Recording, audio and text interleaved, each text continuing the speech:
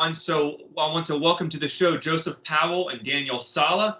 Joseph is our special guest again, and Daniel's going to lead with the questions. I don't know if y'all want to further introduce yourselves or make any announcements before we get started. So yeah, just that I'm glad we got to schedule one with Joseph, because I think he's one of the most, if not the most complex of all the accounts. His recall is really vivid, and is the only one to have served on all these different sides. And also he is not very well known, which I think works in his favor. I mean, speaks to his credibility. If you get too big of a name, I think that usually is not a good indication. So my first question for him was, what brought you to the realization that you were part of the programs? I mean, it mainly started when I was a kid. I knew I was a part of something. I didn't quite know what it was. That was when I was around 8 years old. And then by the time I was 12, I knew something crazy had happened to me, because I remember, I vividly remembered stuff, and actually remembered things happening, like ships and stuff were flying around me. And it took a little while later where I started to understand what I was really a part of, and that was because I stumbled into the community I stumbled into, because I kept looking into UFOlogy, because that's what I kept turning up with. Some of my memories were like UFOs, and then some of it was just being picked up by people that dressed in military get up, so that's pretty much how it started for me. And it was mainly, I started stumbling into the community and started seeing these people and recognizing their faces. Right. And then some of them clicked with my memories, and I started talking about them. I did my first interview with San John, and I came out and was talking about one of the guys that I had remembered at the farm, the Misty Isle Farms. And then from that point, I had mentioned, I think I'd mentioned Penny, and Penny brought me on her show, and we started talking, and we did like 1 or 2 interviews, and then I started talking about how I remembered her, and we discussed a lot of her major memories of the person she served under, and she realized that it was me. We started discussing it, and that was something she had discussed years prior. Yeah, and I didn't even really know too much about that. I had stumbled into her stuff, but I didn't really understand a whole lot. But I recognized her. I just didn't know specifically where from, other than the ship, and I didn't understand it. Which I've gotten a whole lot of different memories back from that specific altar, and then a bunch of different altars. And then I ran into Matt Tracy and quite a few other individuals that have come across me now, and it just keeps rolling out. Basically, the more I meet these people, the more memories come up with them. Yeah, and I think your first trigger was actually Jason Rice, who's retired. Yes, Jason Rice. When I saw him, that's when I started understanding that it was a space-based situation. Was when I saw Jason Rice on Gaia TV, and when he started talking about that device that erases your memories that was in that room, I remembered it, because that was part of a lot of my memories that started coming back from one of my main altars, John.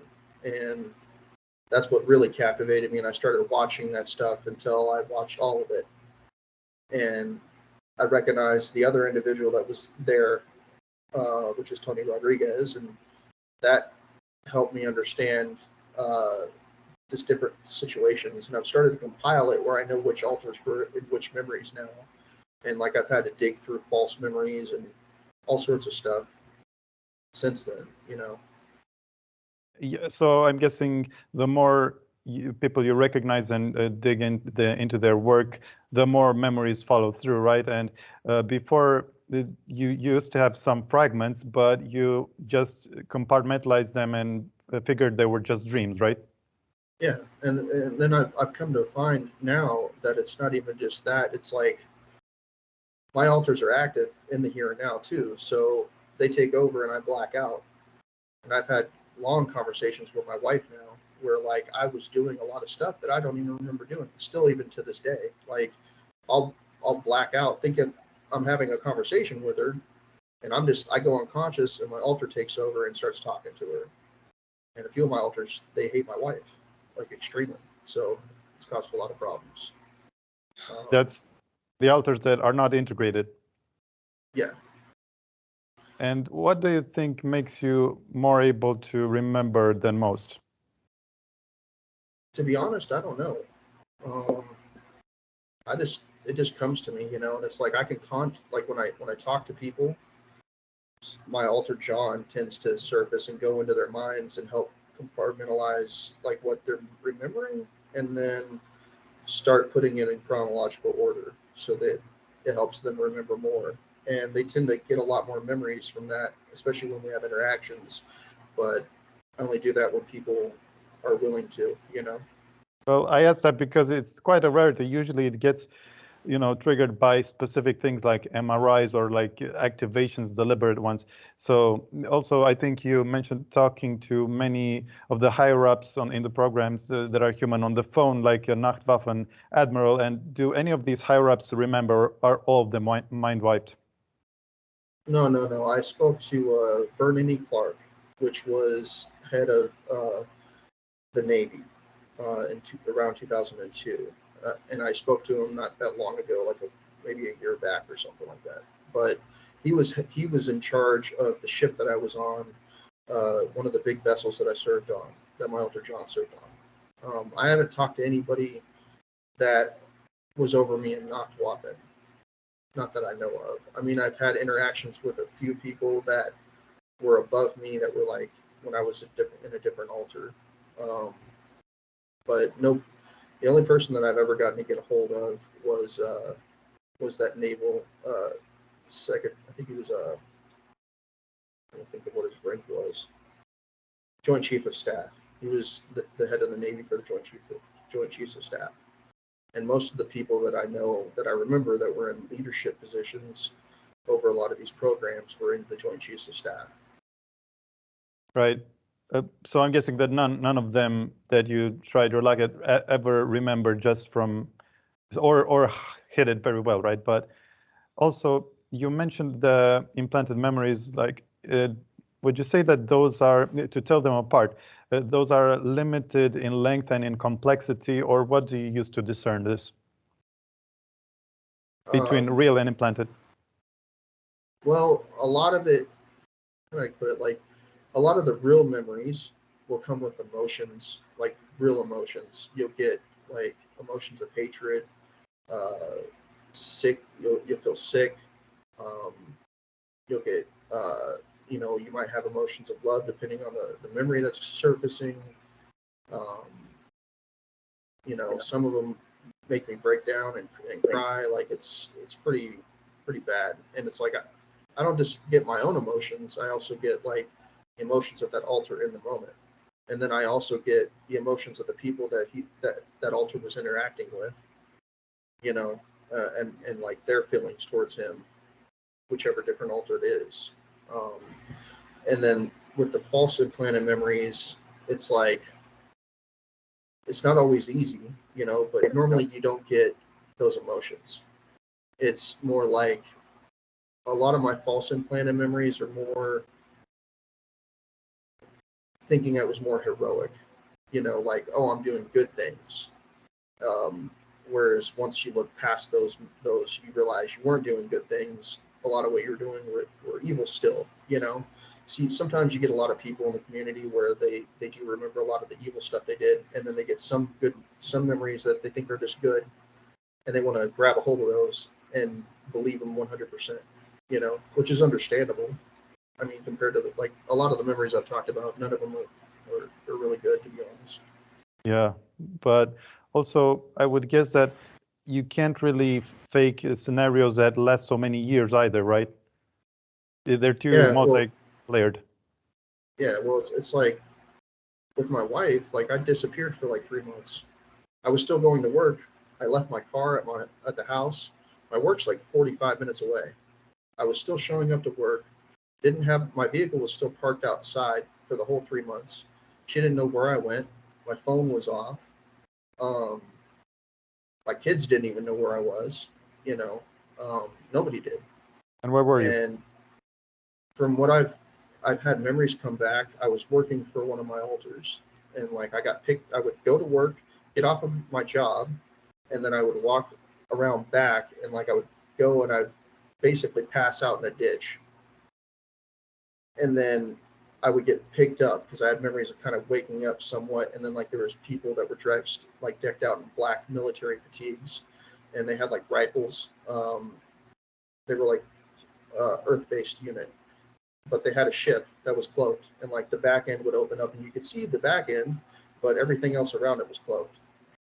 And they would grab me and basically carry me on the ship, and then I would interact with this Draco-looking being, and he would tell me what my orders were, and then I would end up going and doing different missions.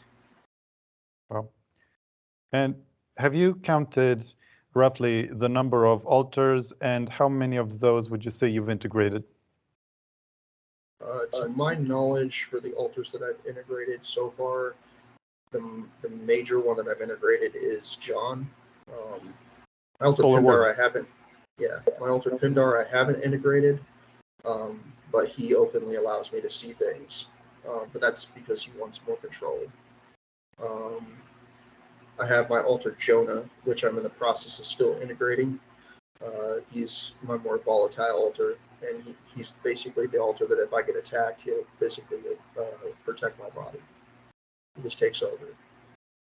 And some of, oh, sorry.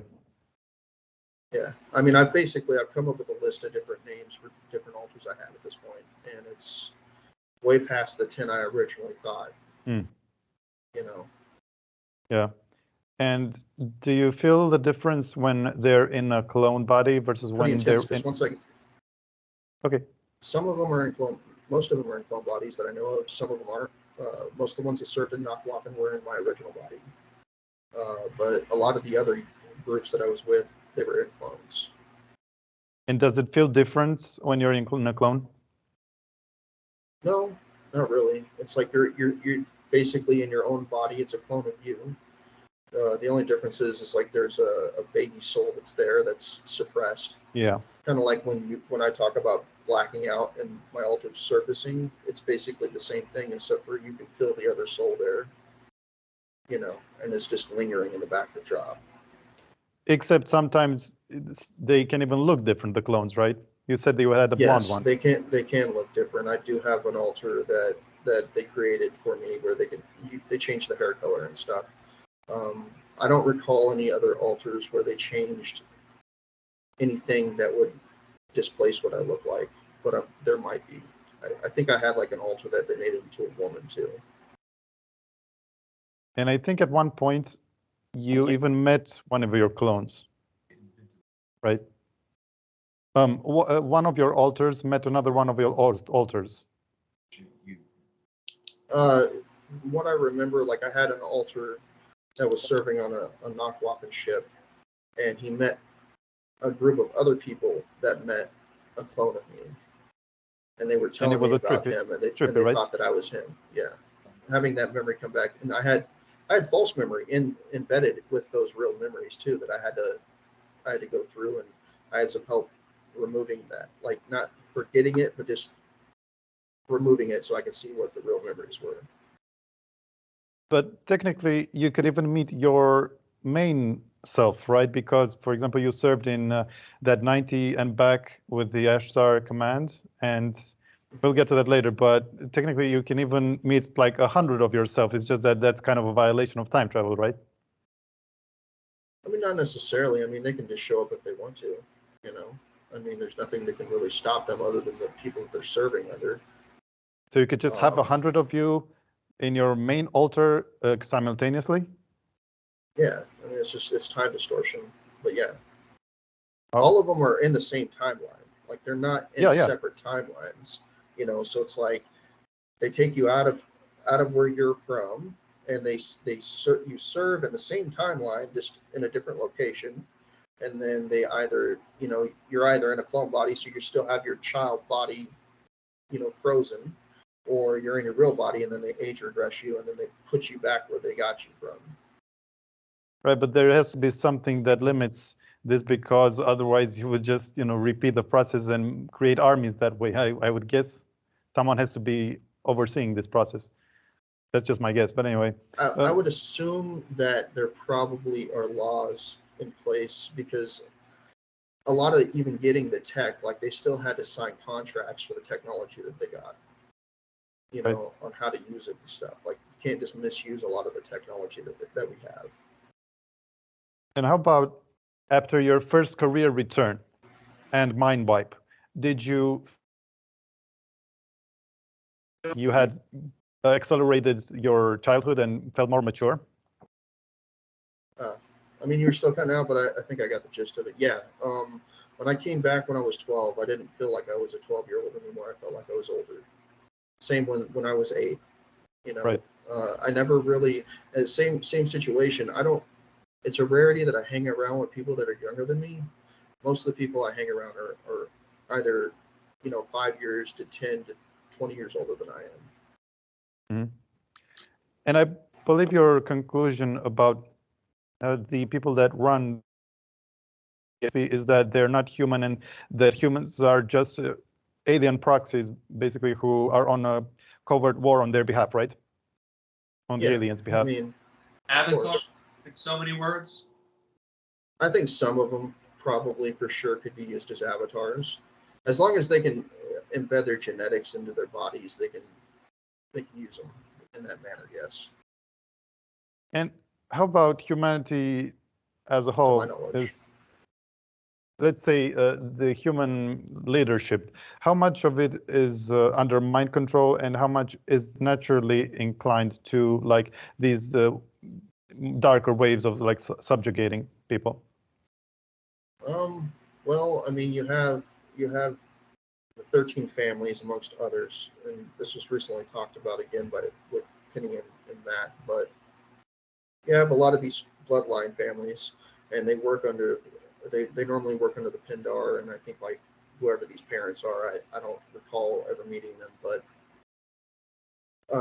those are more like the hybrid humans, and what they do is they give the orders, and they're the ones with their fingers dipped in pretty much everything on the face. Maybe drop a couple names. I hate to bother you, but while you're going, would this be like the royal family, Rockefellers, Rothschilds, DuPont? Yeah. Okay, that's fine. Sorry. Anyway, continue with the dipped in fingers everywhere.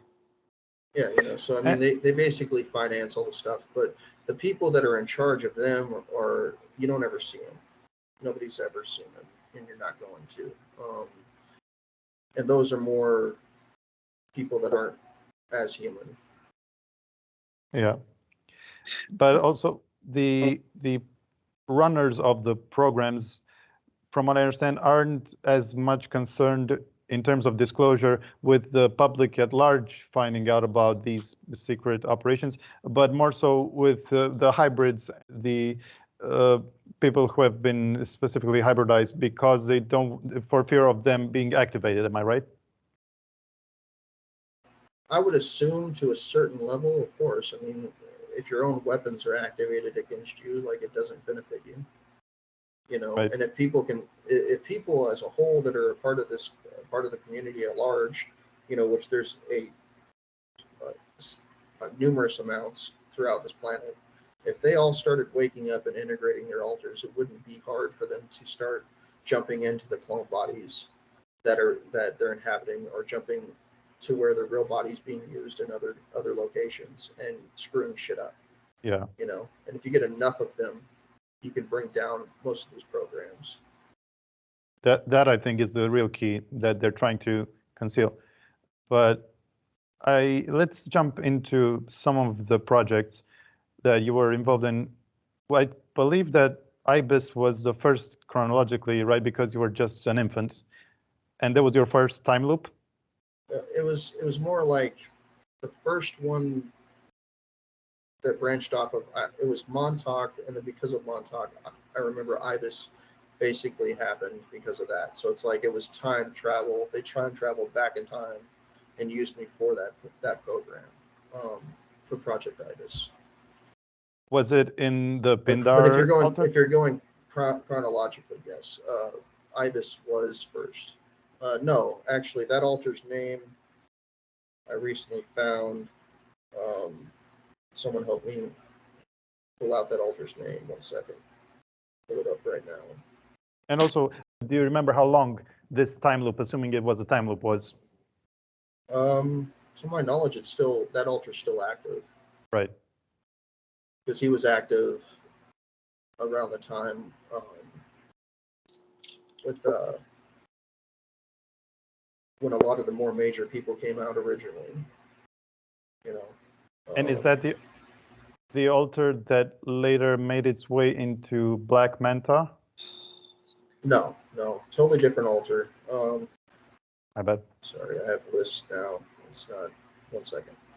That altar is that served at Ibis. His name is Paul. That's P. Oh, interesting. Oh yeah. And that wasn't part of your original 10. No, it wasn't. And then you asked about what other one? The Black Manta. The Black Manta, that was my altar Jonah. Uh-huh. The one that's active even in the here and now.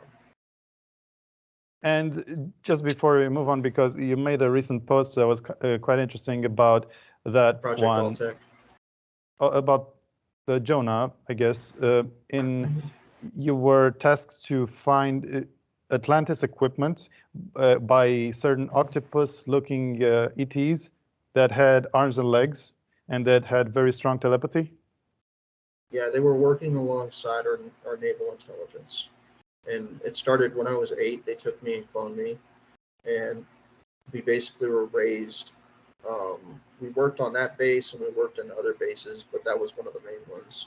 And what they did is after they trained us to use our psi abilities and taught us how to defend ourselves, then what they did is they sent us in these suits, these black suits that you could wear underwater, and they had like these things that you can put on that you would wear on your feet, but they were jets, and you had like this face mask, and you could basically swim pretty fast, and they had other tools and tech that you could use to get further undersea. But like there is a portion of Atlantis that's nearby that location, and what they did is they had us use our abilities to sense where the stuff was, and then we would get it from there and bring it back to the base. And then there was other side missions that they had us do, and then later on they had us do assassinations and all sorts of different stuff. And the training was brutal. They had you confined in a tank with the shark, right, and with other creatures. It was like a pool, so it's like we were underwater in this underwater base, and they had a pool there, and you could see the wind. Like there was windows where you could see outside. You could see the water outside, but they had these big pools that were there. And then like at first they brought you in, and there was older kids that were there, and there's some people that I remember their faces in the here and now, but they were there and they were a little bit older, and they taught us how to use our abilities. And then from that point, when they taught us how to use our psychic abilities, then they brought in like dolphins, and they got us used to basically interacting with the dolphins and going into their minds and taking the information of what they could see when they were swimming around these areas. And then what would happen is right after that, you would go into this door in this room where there was a one-way mirror on your right-hand side, and you would be sitting at this table. There would be a table, a chair, and then 2 chairs on the other side of the table where there would be 2 guys that were naval intelligence, and you would debrief them. And they would keep, hounding you for every bit of information that you could get. Even if you thought that you didn't pick up something, they would keep hounding you until you remembered things that you didn't remember picking up. And then they would have you do it again and again and again.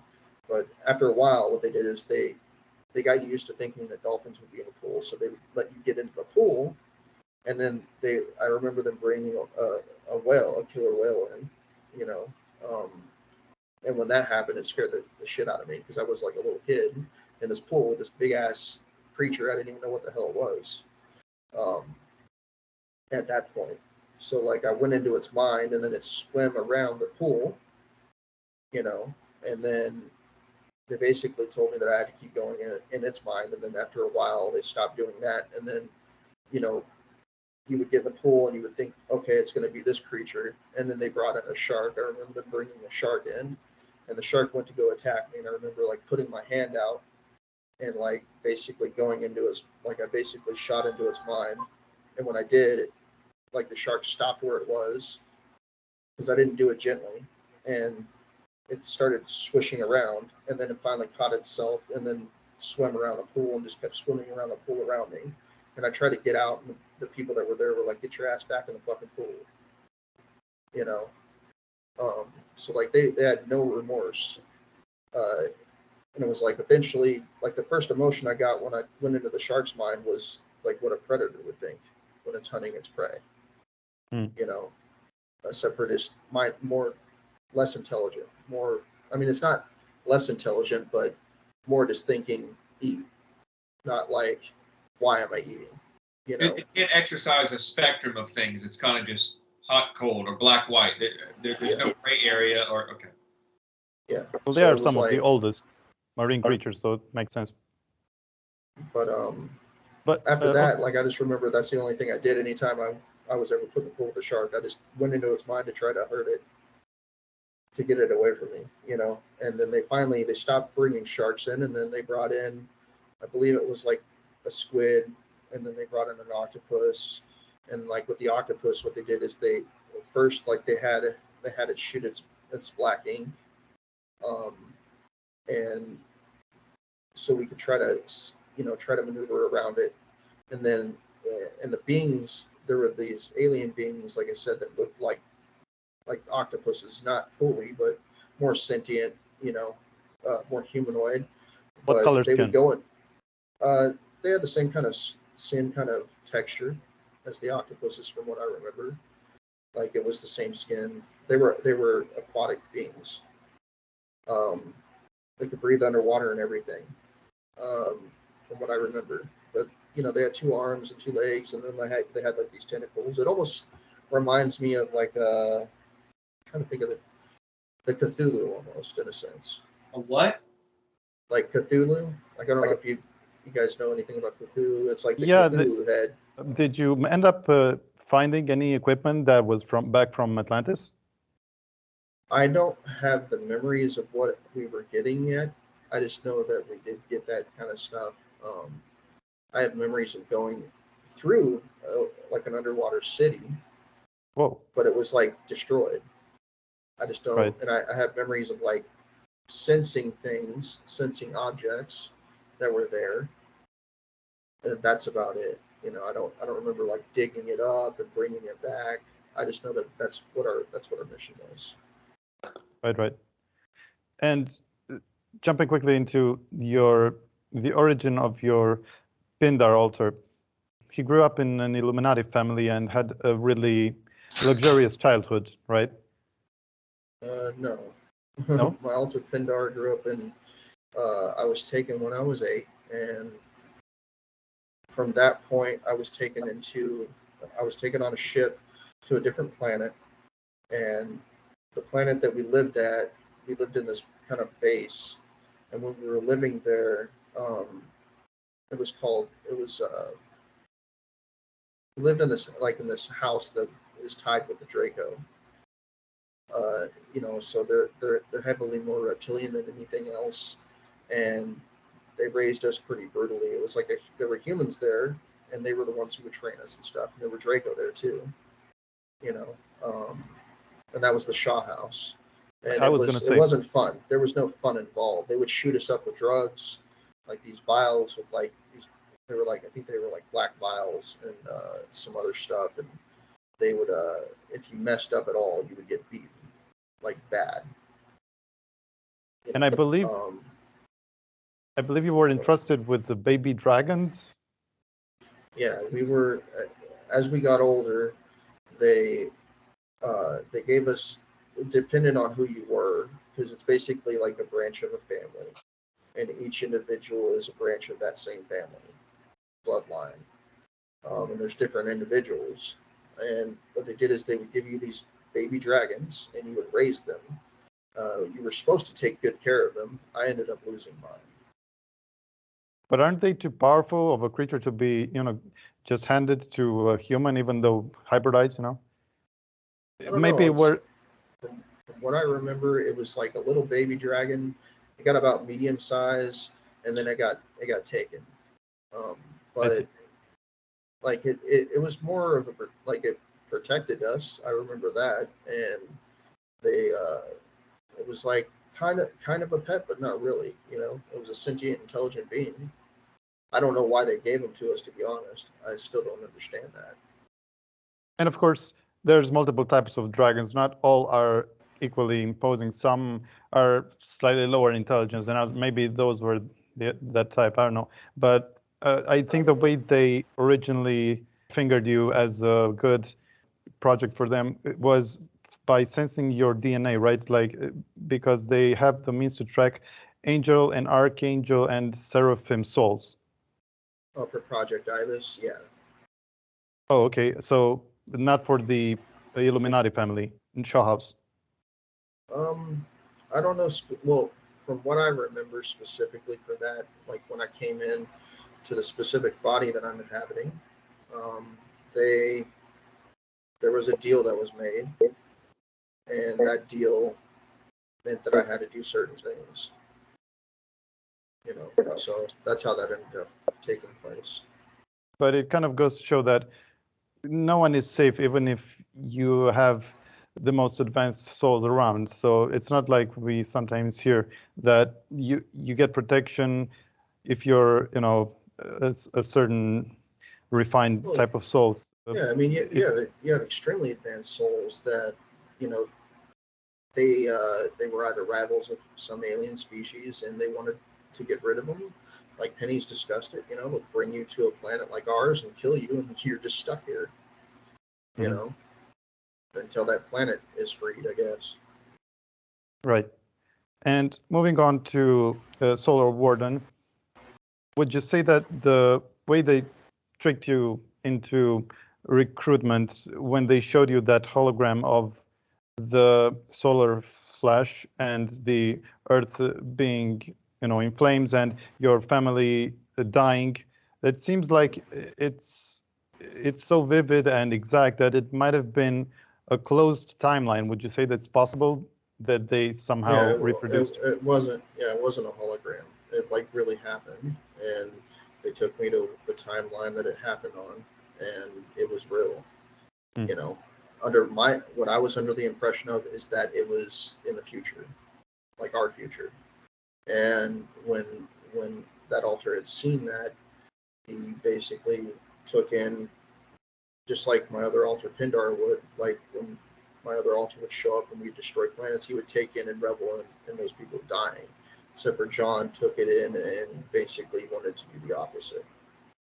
And do you think that that really was their main purpose, is to just avert the timeline, or was it also exploitative to show you that? I feel at this point, knowing what I know now, they were using it to exploit my emotions to get me to serve willfully. Right. It's easier to have somebody to serve willfully than to have somebody who doesn't want to serve. It's a pretty good strategy anyway. But what age was your mind when you started Solar Warden? I think you were only 14 when you got picked up, right? I was 12 when I got picked up. Okay. But yeah, they had been taking me and training me periodically too. So it's, from the age of Right. 8 onwards. And do they use altars? Solar Warden? Yes. Yeah. Okay. What was the length of the service? To my knowledge, it was 20 years. That Alter John served for 20 years, and I believe that they basically tricked him into serving another 20 years, but I haven't had memory of that come back yet. Right, right. And do they always use clones and through transfer consciousness from your original? From what I can remember at this point, yeah, Solar Warden uses clones mainly. They take your original child body and put it in cryogenic freeze. And when it's in cryo, does it not age at all? So they just put it back at the end and it's like nothing happened? It'd be Or like The Does best it? the best way to explain it would be I think that movie Simon Says or Demolition Man. You know, where they took the guy and they put him in, they cryogenically froze him in ice, and then they thawed him, and he was the same age that he was. It's just he was awake the whole time. Right. But But the difference is you're not awake, you're asleep. but during that sleep, I guess, is the only time when you can say that you are devoid of a soul, right? Because it's in another body. It's forced. Basically, it's in another body, so the body, you're not there watching everything happen in front of you like in that movie, but your soul's out of that body's unconscious, and it's just frozen. Right. And from your experience, what's the percentage of bloodline abductees like you and Penny and so on versus the people who are voluntarily enrolled in Solar Warden? I don't think anybody's voluntarily enrolled in Solar Warden. Even top military officials weren't voluntary. I mean, some of them probably were, but a lot of them weren't. They were just mind controlled. So overwhelmingly, because I know of someone who I put quite a bit of stock in, so that is voluntary. So I would say that from comparing your accounts, I would say that the vast majority are bloodline abductees. Yeah, I've never met anybody that volunteered to Solar Warden. They might have assumed that they did, you know, like they might have been like, "Oh, would you like to go do this?" And they're like, yeah, not knowing what the hell they were getting involved in. Oh yeah, he's not overjoyed about it. He also was strict partly, but it's just that he wasn't bloodline. He only had a high IQ, and that's why they enrolled him past the age of they usually abduct, which is like 20 or something. So it's kind of in quotes the voluntary part. But anyway, I understand. What they do, from my knowledge, is they'll do a 20-year tour, and then they'll try to get you to re-enlist again, and then you'll still be in your clone body at that time, and then they'll get rid of that clone body and give you another one, and then you'll basically serve another 20 years. That's if they can get you to re-enlist willfully. If they can't, they'll erase your memories of whatever the situation was and get you to re-enlist anyways. And to re-enlist you, they lie about payments. Am I right? Yeah, they lie about payments for Solar Warden. Yeah. And you still have people walking around believing they're going to get a paycheck somehow. I'm still shocked at this, but Randy Kramer keeps on thinking he's going to get paid. I'm not going to say nothing bad about the guy. He's real, but yeah. No, I love him. But yeah, he keeps on saying, oh, yeah, it's a technicality. They're hung up. You know, I might have to sue. As in, the point I'm trying to make is in no way is this implicit insult. I'm just trying to say he just still has faith in it. And I'm like, if they pay you, they're admitting guilt, and they're not going to do that. My point exactly. Anyway, go ahead, fellas. It's your show. And would you say that the factions that you've noticed are overall comparable in terms of corruption, or is Solar Warden really less corrupt on the whole? They're all kidnapping little children and raping and torturing and killing them and regenerating them so that they can do that stuff. So no, I don't think that any of them are good, man. Right. And I'll sleep over that. And I understand they wanted you to have children in Solar Warden, and would they grow on the ships? Yeah, what they did is normally what they would do is they would pair up people specifically for their abilities, and then they would take your DNA. The average way would be to take your genetics and mix them together, and take your sperm and the egg and put it together, and then have the child, and then they raise your child. The way it's supposed to be, you're not even supposed to see your own child. They raise it completely away from you. And they have a whole school and everything on the ship. You don't ever get to interact with them. And they raise them from childhood to adulthood. And I think the whole point of that is to basically replace the people that are here. And to maybe stop the abductions and the at least for the leadership portion of it, or just to stop having to use people like us. Makes it easier when you take them straight from childhood and raise them into a certain belief structure.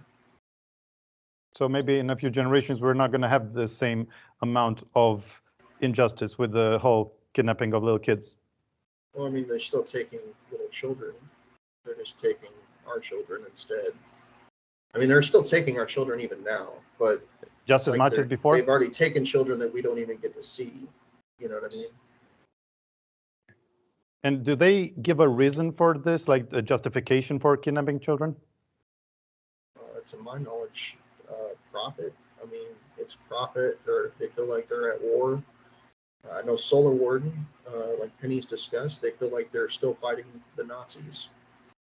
You know, so it's by any means necessary. And have you noticed any Solar Warden outposts or colonies on other planets? Yeah, I'm pretty sure there are. I wouldn't see why they wouldn't do it. Everybody else is doing it. Yeah, that's what I heard. And so, yeah, you probably served 220 back then, considering how that meeting went down with the higher officer when you couldn't read his mind after the first probing, right? He blocked you. Yeah. Basically, because from what he told me out loud was that he was the one who trained the people who trained me. Yeah. But he was old. Yeah, he did have peppered hair, yeah. And he had a wife here on Earth and everything. You would think they could maybe have the technology to reverse his age, but I don't know if it's a higher up, you know. I would assume that the people that are mainly in charge that were working with the military, because there are people in the military that work willfully. Like, don't mistake that. There are people that do work willfully, doing this stuff and are doing it thinking that it's patriotic or whatever their belief is. If they're going to get a paycheck or a payout, you know, if they just do their job and keep their mouth shut. It's like, look at all the Joint Chiefs of Staff. Look how they retire. They may think that they're just getting it because, you know, being part of these corporations after the fact just because of their service, but they don't understand like the full length of what their service would entitle. Though there's a minority of them who are opposing all of this criminality, right? I mean, I would assume that there are some good people, or just they feel like it's either going to hit a wall and they don't want to be a part of the wall, you know, smashing into the wall. Yeah, but they're a minority and there's nothing they can do about it. But I would assume so, because we wouldn't be here if that wasn't the case. Yeah. So moving on to Nacht Waffen, I didn't quite understand the purpose of your initial torture there and the kids in cages there. Was it to further mind fracture you or what? So from what I've remembered at this point, like I had that alter, and his name is Jimmy, and he served at Montauk. And then after Montauk had fell, basically he went on to serve with the Germans. And that's why he was put into a chair and stuff. That was just my alter Jimmy. He didn't want to sit there and help him because I guess he felt, you know, who they really were. He went into their minds and stuff. So they began torturing him to get him to work for them. He basically sold himself off to feed the people that survived from Montauk, that are still there at Montauk, in the Montauk vicinity, but they're at a underground naval base that's there instead of being at Camp Hero. Yeah, and do you have any notion as to why your first mission for Nacht Waffen was being sent to be a clone of yourself in Misty Farm Isle? To my knowledge, I think I was supposed to kill him, but it was supposed to be more covert, like not how I did it. That's what I'm gathering at this point. And were you fast grown, that clone, and then just inserted, or did he live elsewhere as like a baby soul? Do you know? I just know that was a clone child, and the chair that we used was basically a more advanced chair than the one that we had at Montauk. But what it does is it amplifies your mind, and I was able to use my abilities to jump into that clone body. Right. And I maybe suppressed the original soul right there or something. Yeah, basically, and I can do it without, like with that chair, I can do it without a clone. I can jump into anybody's body as long as their soul isn't strong enough to defend itself psychically. And I think you got some triggering from reading the portion about you in Tony's book. And have you figured out why you said about the glass man, the green glass man that the Tom summoned there, the owner? And when you said that you waited your whole life for this, and I've come back for you because of what you did. Did you get any further details about that? The only thing I know is like there's a lot of time travel. So like when I was contacted, it was by somebody who served with my real self in the Ashtar Command, and they basically just reminded me that I had abilities that I didn't know I had, and I was able to use that ability. And when I did, it just scared off this being. Like it was like, what the heck? And they got really angry, but it left because it felt like it got brought there to be attacked. Right. And this is a little random, but I noticed that you mentioned at one point that you actually witnessed ghosts while traveling in hyperspace. And would you describe what it was like and how did the crew react? From what I remember, that was serving with Penny on that ship with Pindar, and basically her ability, we could travel faster through time by going into the fourth dimension, and the fourth dimension is the land of basically the dead world. There are beings there, and what happens is it's like you can come across blobs of these being creatures, and within that blob there's different souls. There's like dead people, not just necessarily humans, but like different beings. And what they do is they harass the shit out of you while you're going through that. We weren't even supposed to do that. Like technically, like she warned me against it, but I figured that we could cut down time and get back to relaxing instead of having to work nonstop. So I tried to cut time, cut corners, and we went through it. And eventually, like I almost lost my mind. But what it did is it freaked out pretty much everybody on the crew except for Penny, her alter that was there. Basically, were losing their shit because of it. And you could hear crew members screaming. That's what I remember, crew members screaming. And like you'd wake up and like you'd have the soul like physically touching you, and then you'd be like, oh, and then all of a sudden it'd be like, ah, like they fucking basically freak you the fuck out and scare the shit out of you. I don't know what they were necessarily trying to do, if it was feeding off the energy of fear or lust or whatever, or just causing people to go crazy because they were crazy. I don't know. But that's just what I remember. And I remember like finally eventually going to Penny's altar and being like, take us out of this. And she was like, well, if I do that, we'll lose time. And I was like, I don't give a shit. Yep. I couldn't, that altar couldn't handle it anymore. And speaking of Penny, would you paint a picture of how did a planet destruction look like during and after, and were the planets still livable afterwards? The normal destruction would be like taking a meteor and slamming it into the planet, and it would look like how they depict it in these trailers where they slam a meteor against our planet. It hits, it causes shock waves and debris and just decimates the vicinity. But we wouldn't just do it with one; we would do it with quite a few. And when you're throwing it at a planet, the velocity of it coming down gets even harder when it hits your atmosphere. So just that's basically it. Just watching meteors hit your planet.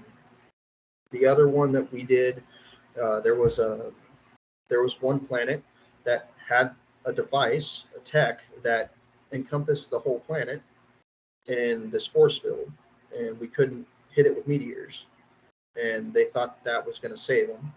And because of Penny's ability to take things out of the third dimension into the fourth dimension, we came up with the plan to shoot one of our rockets off the ship, have her grab it with her telekinesis, and basically shift it into the fourth dimension send it into the core of the planet, bring it back in the third dimension, and cause an explosion. And that basically caused the crust of that planet to explode and crack and basically come apart. So it wouldn't be a planet left anymore. No, I mean, it was just pieces of the planet left. Yeah, it was in big chunks. Our asteroid belt. I mean, didn't that used to be a planet? Is that true? Yeah, Tiamat. Are you talking about? Yeah, you're talking about Maldek or whatever it's called. Yeah. I was just both. It was a. I mean, it wasn't that planet. Not that I know of. I mean, that'd be weird. But no, that was long ago. Yeah, but the planet that we destroyed, all I know is that the beings that were there, they died screaming, and they had the realization that whatever they thought was going to save them from the Draco getting their tax money and not killing them for not paying their taxes ended with them dying and their planet being destroyed. The next one basically had happened after that. I started to learn, because Penny's altar had blown my head up. I started to learn that she had that ability.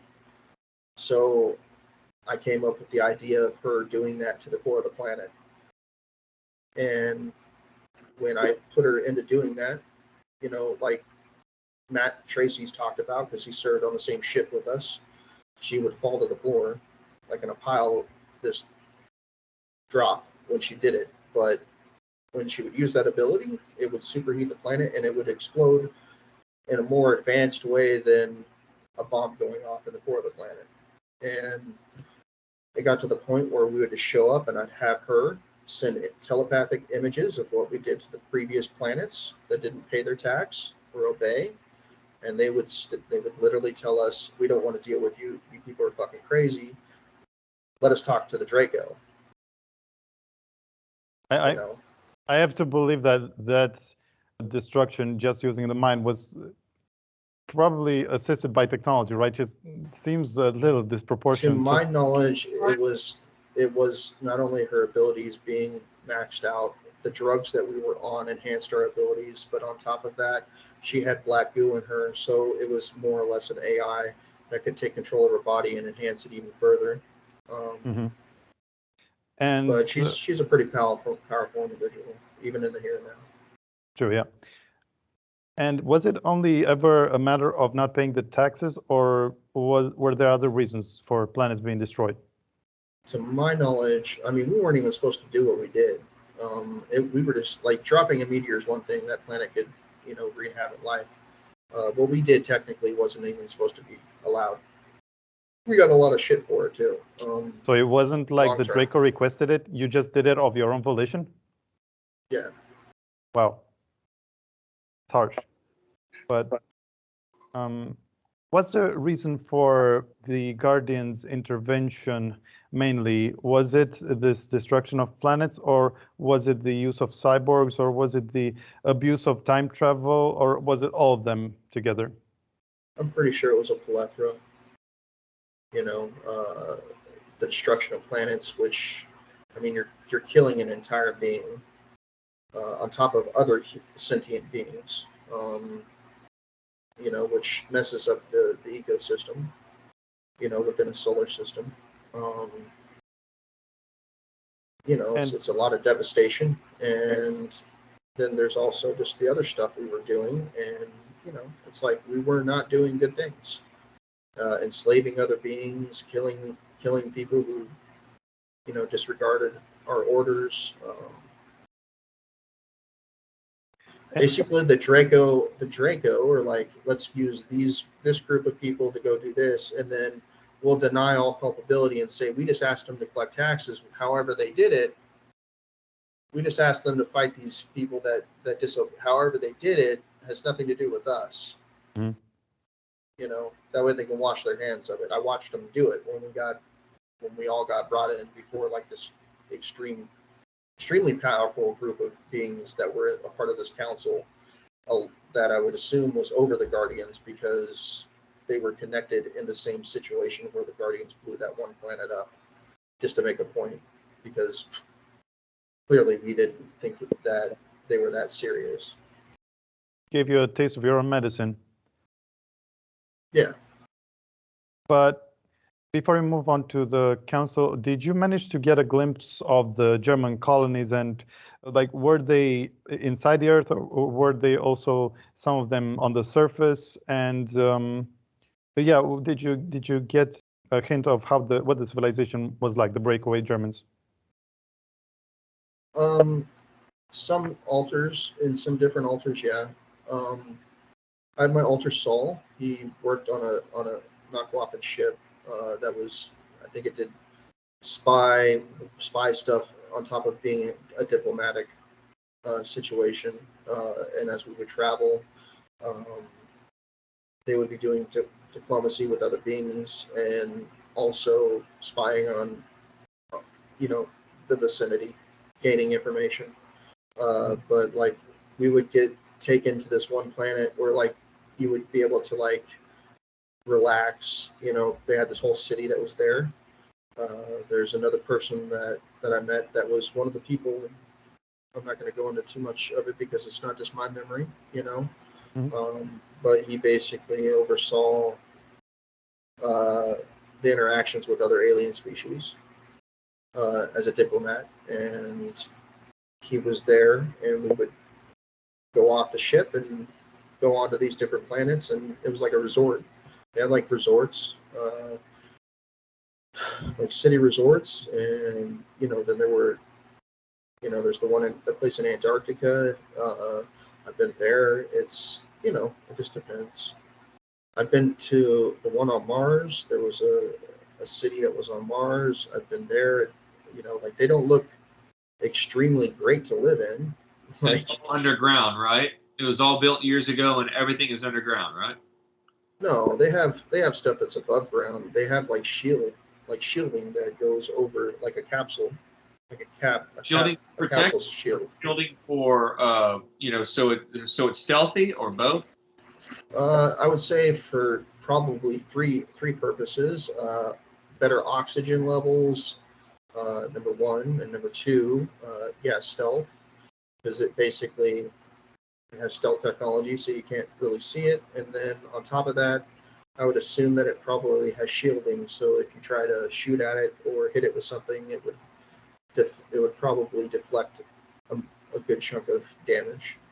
And so would you say it's not a stretch to say that NASA and Google are working in concert, I'm sure along with other things, to make sure this stuff stays scrubbed on things like Google Mars and just any sort of satellite zooming in? Well, yeah, I mean, their own people have come out and admitted. No, I know. Even NASA, people that work for NASA have come out and admitted that they scrub the photos. No, I just like having on record. I know it's redundant. I don't mean to insult anyone with these questions. I just like having. Oh, no. Anyway. I'm just saying in general, like they have come out and they have their credentials and they're like, yes, this is what we did. So it's like, it's pretty wild. So when you were tried by what I assume is the Council of Five, what were their appearances like? I guess they were varied.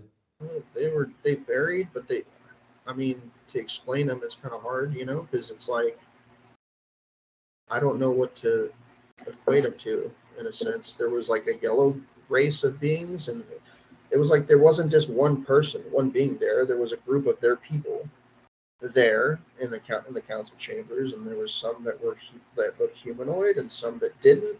Most of them didn't look anything like us, and they wore like really extremely bright colors.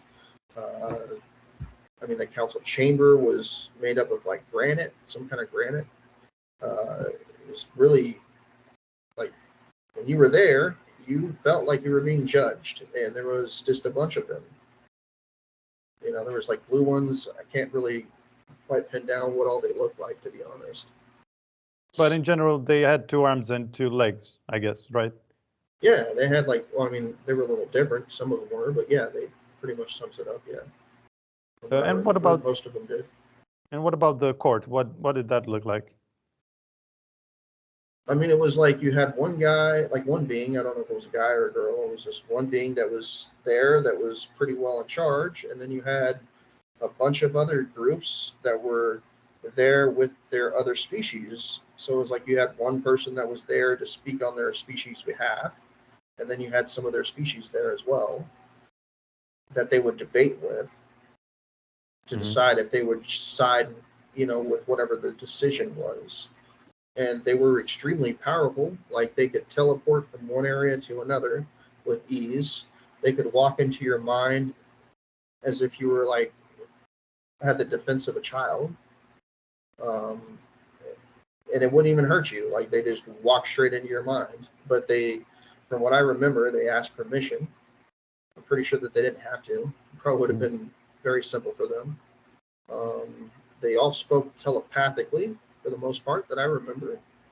And they know what your crimes were already. And so did you. Like it wasn't, oh, we're judging you.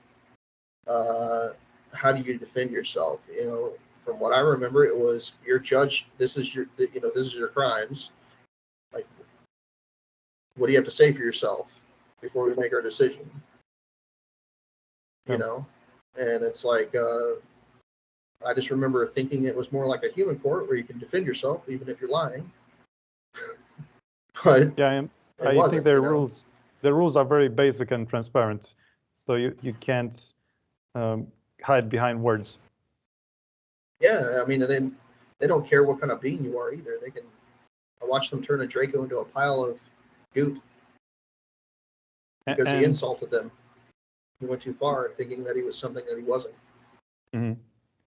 And do you remember the whereabouts? Like, was it inside Saturn or was it near Saturn? I don't know where the hell they brought us to be honest. I was on the ship, and then I blinked out of existence from the ship, and then blinked into existence in this hall. And it was like a humongous, like, I mean, big. And I was just like a small thing in this big ass hall of different beings. And they did what they did. I tried to defend myself. I brought a bunch of people to defend me, and it didn't work. Other than the one being, and they didn't know who the hell I was talking about. So clearly, that being's name isn't what it's given. But when they went in my mind, they knew who I was talking about and grabbed that being and brought them there. And they were just as surprised as I was. And they were not. That being wasn't enthusiastic about what happened, but they explained what all I did when I served with them. And you're clearly that being... You're talking about Ashtar, yeah. The one that calls themselves Ashtar, yes. Of course. But clearly that being, even when it hugged me and it was telling me out loud that this is the last time he would ever help me, when he went and hugged me before he left, he told me how to defend myself against what they were going to do to me. And he didn't stand there in like a long speech and explain everything that I did over that course of time. He just went in there, he explained a little bit out loud, and then went in their minds and gave them all the information they needed. And what were the sensations of that extremely grueling punishment? I mean, at first it was kind of like being a kid and playing around, because I knew how to get around it. But it was like they brought me onto this planet that had no sense of time, and there was just this scenery, and there was this being that could just materialize, and he was basically overseeing my punishment. And I just remember, doing what I was told to do to get out of it. And about the third time is when I just lost it, when he said he was going to leave me there for good. And I couldn't concentrate anymore. And that's when I just lost everything. And everything that would happen was, imagine if you went to go walk left and then you're like, what if I walked right? What if I didn't walk at all? What if I stumbled back and broke my leg so I don't have to be in that situation? That's basically what was going through my mind in every situation that I was put in, from the point of my birth to the point of where I was. And you're talking about the sleeping tricks that Ashtar suggested to you. And do you think that they might have worked? I mean, they didn't work for you because you were a little cocky, but they probably would have had worked. Had I not been cocky the first time, or even the second time, it would have worked had I just kept my fucking mouth shut, and it would have been like nothing, basically. And also, was it your main altar that actually witnesses? Because I know that Pindar was in Nacht Waffen, so. Yeah, it was my main body. He's one of my major altars, yes. And I understand that it was such a life-changing experience that it still informs your decisions today. Yeah, I can see that, because before I do stuff, I normally think about what will be the consequences of that. Mm-hmm. And Doesn't this is always something work out well. Yeah. And I can't help myself but ask this: if you have the faintest idea of the difference between these many collectives that we hear about, like the Galactic Federation, Galactic Authority, Guardian Alliance, and Elohim, or is it impossible to say? I mean, I'm pretty sure there's a shit ton of different councils. I mean, any group can get together and create a council. I mean, what weight do you really have? I guess it just depends on how many there are of you. But it's like this this council that the federation that people mostly talk about, this council, which is just a federation of different races in the solar system and a few other solar systems, right? They aren't really that big of anything when it comes to the Draco Empire. And if the Draco come in, they basically buckle because they're afraid of them. Right. It's just that I am slightly tempted to believe that at least two of those overlap, because of the descriptions. They kind of match, but yeah, it's this type of thing is impossible to tell.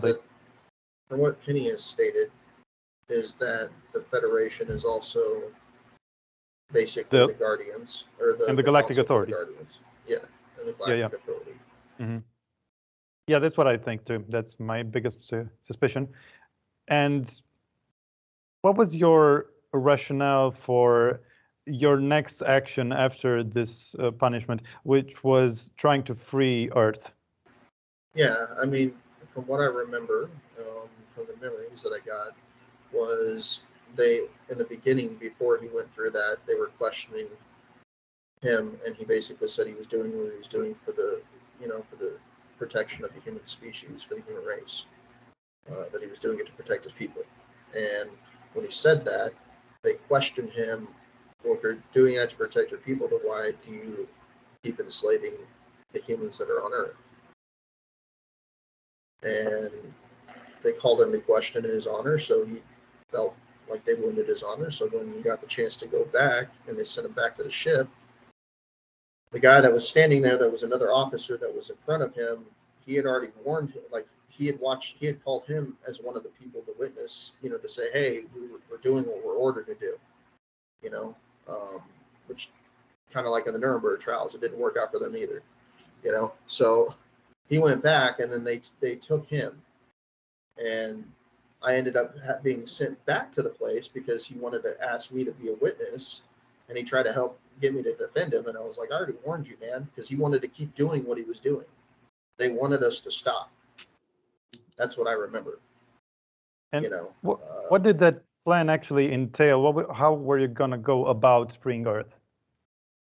Well, it was more like at a whim. So what had happened is when I came back, and that most of the top leadership that were on the ship with me basically got taken off the ship, and it was happening periodically with other people that were in charge of their ships. So as that was taking place, I knew that the biggest ship that we had some of our high command there. So I basically ordered Penny's altar to take all the ships in the armada that I was basically there in control of, and remove us from that area, leaving the one ship and taking us to the destination, which I gave her the exact coordinates for the planet Earth. And when we got there, I had already been making plans as we were traveling to basically decide on how best to make it happen. What I was going to do is, as soon as we got there, I was going to start dropping ships at all the pivotal locations for the government, wherever the crux of the world's different governments were. We're going to drop ships and basically decimate their government. And wipe any chance of any leadership out, and then take over from there. And the fact that you chose Earth kind of shows that it kind of confirms the fact that it really is at the crux of this. But go ahead. If something backfired, the secondary plan B was to drop a nuclear weapon, which we had, and to drop it in a certain location on the planet so that it would devastate the military and have them scrambling trying to figure out what happened, be focused on that so that we can move in and attack and advance even further. And like that timeline got stopped from happening.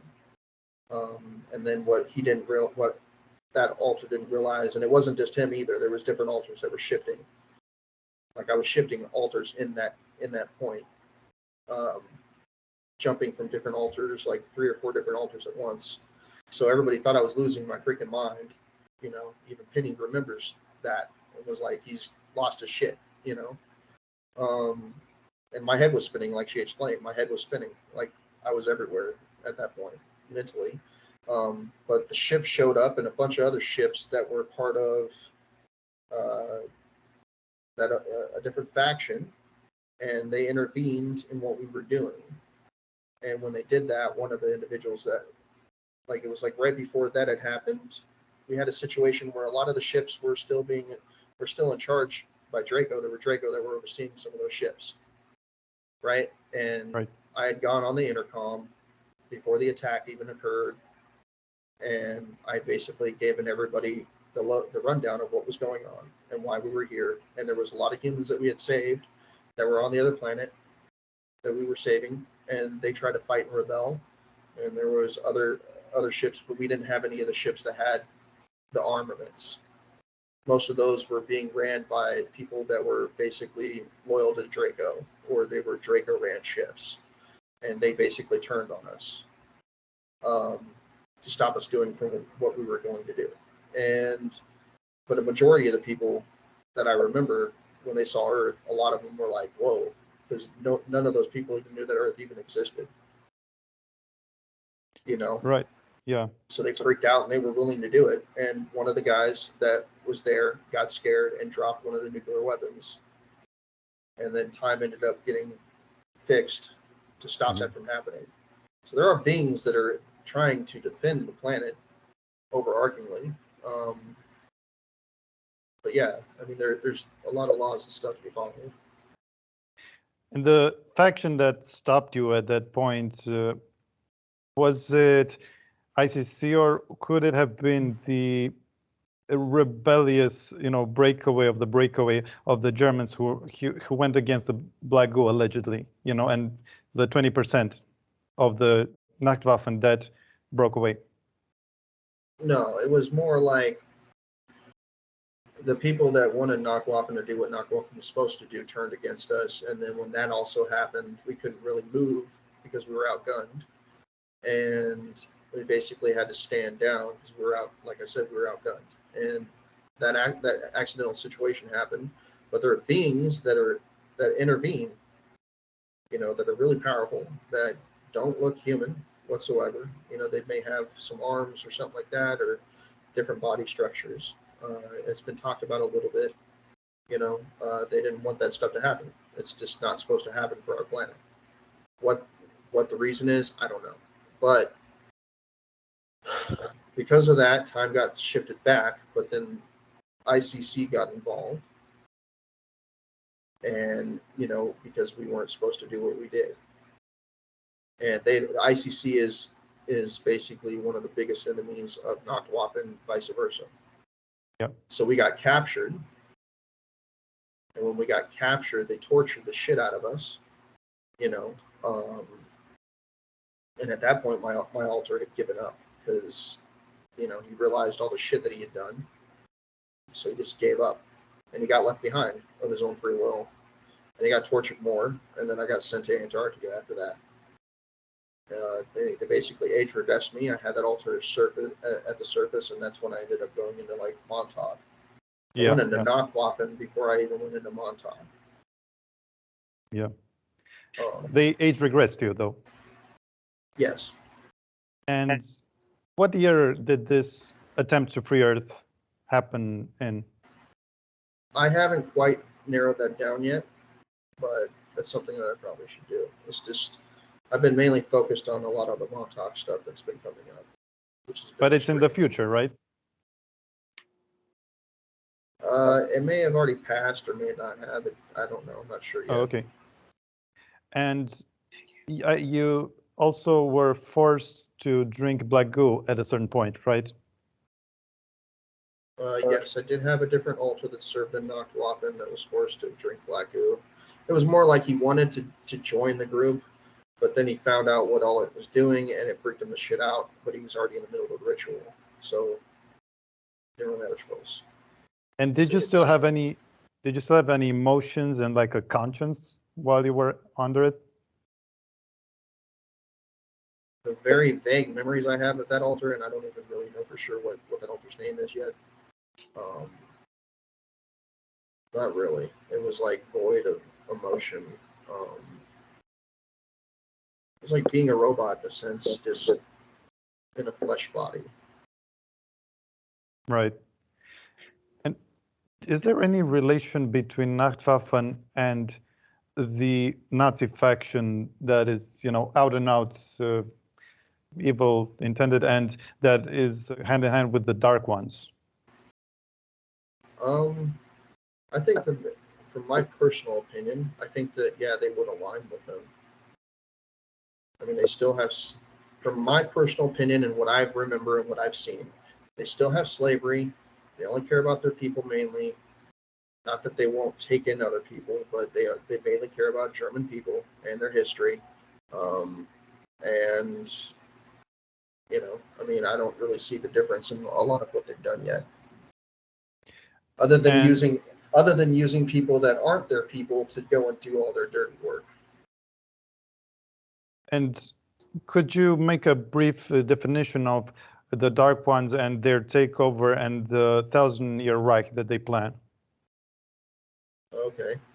From what I remember, is that there's these beings that are basically,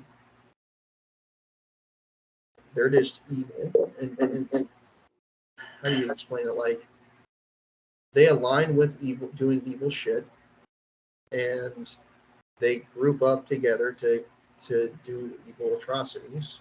I don't know what makes them want to do those things. I'd assume, either they're doing it freely or they're doing it because they're under control. Not sure. But what I do remember at this point is that when it comes to the situation with that 1,000-year Reich, that was Project Ibis, and that was a Nazi-ran group. And I'm still trying to sift through if the group that saved us wasn't the same, because they were still being overseen by a soldier that was straight up dressed up in a Nazi uniform, even though that they had other soldiers that were dressed in a military, like American and Canadian uniforms, military uniforms. But they believe in bringing forth this group that's been cloning and doing a whole bunch of other stuff in this different dimension and bringing them through the dimensional portal. And they might even be on a planet in the third dimension somewhere, doing whatever they're doing. And either way, they're going to open a portal and it's going to come here. And the point of Project Ibis was to take those individuals that they took and have them lead those armies to slaughter people wholesale, because we were brainwashed to do that, and basically take over, and not just here on Earth, but then they would expand outward. And from what I remember, when Nacht Waffen was presented in the situation, they sided with them. Just like they sided with the Draco Empire. Yeah, I think you said that the union between Nacht Waffen and the Nazis was the least favorable of all the timelines you've seen. And what can you recall about it? It was horrible, man. Like, we lost, and people were running. A lot of super soldiers were fleeing. They were being tracked down, hunted, and killed if they didn't basically activate like they were supposed to. There were these beings, these humanoid beings that they had, like, you could sense from their minds that they had basically been used in Mutated? these experiments and mutated into these bat-like humanoid creatures, and they would fly around and attack and kill things, you know. And then you would have the soldiers come through, and they would just they were just controlled completely. They would just follow orders without not even wavering. They would just march and just gun down and kill anything they were ordered to kill, and it felt like they weren't even human in a sense. And is it true that the entity in charge of all of them is the actual white Draco that's called Pindar? No, he wasn't in charge of them at all. I know that they didn't even want that white Draco didn't even want that to happen. That was not his intention whatsoever. That happened because of a different individual that was there, that is mind controlled to do what he was supposed to do, and unwittingly he got put in a situation where he could get away with it. From that Pindar is using that feeds off Gaia, and do you know if it's inside the Earth, like in inner Earth, and what did it feel like? Because at one point you did manage to one of your alters to try it out. From what I remember, sitting on it, it amplifies your abilities. It's basically like the Montauk chair, and if you're psychic, it amplifies the shit out of it. And it also feeds in energy, like you basically are feeding off of energy, but the energy is more negative than it is positive. But it empowers you and makes you really strong.